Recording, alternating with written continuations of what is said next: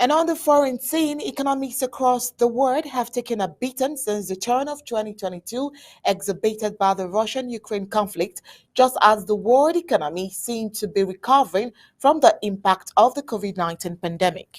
From the US to China to the UK to Europe and emerging markets, it has been a tale of decelerated or negative headline GDP growth, spiraling inflation, interest rate hikes by central banks, and overall cost of living crisis. Major global financial institutions have cut their growth projections, and economic experts are left guessing not just whether or not a major global economic crisis is in the offing in the coming year, but how steep the downturn is likely to be.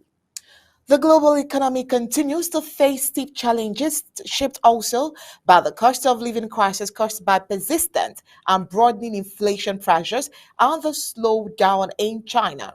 The sad effect of these global crises, as we've seen even in our recent report, the inflation of gas in Amazonia, leaving people to an alternative of charcoal. In Nigeria, its inflation rate reached a 20% mark in August this year, reflecting the rising cost of living crisis facing Nigerian families and firms. In China, given its size, it is central to many regional and global development issues, but its financial crisis is getting worse. In the latest phase, Chinese banks anticipate huge loan losses, tapping China's bond market for some 30% more funds than they did last year. England now has urged lenders to do more to prevent market turmoil. The global crisis has affected almost every part of the world one way or another. Increased poverty, food shortages, energy shocks, debt crisis, inflation, and so on. These and many more has been the adverse effect of the global economies for the downturn this year. Now, in September, the World Bank warned that as central banks across the world simultaneously hike interest rates in response to inflation, the world may be urging towards a global recession in 2023 and a string of financial crises in emerging markets and developing economies that would do them lasting harm.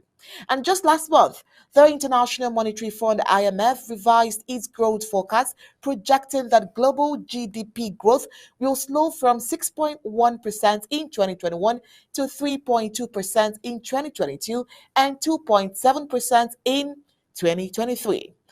The global growth forecast for this year for some researchers has been unchanged at 3.2%, while the projection for next year is lower to 2.7%, 0.2 percent points lower than the July forecast. Now, the 2023 slowdown will be broad-based, with countries accounting for about a third of the global economy poised to contract this year or next.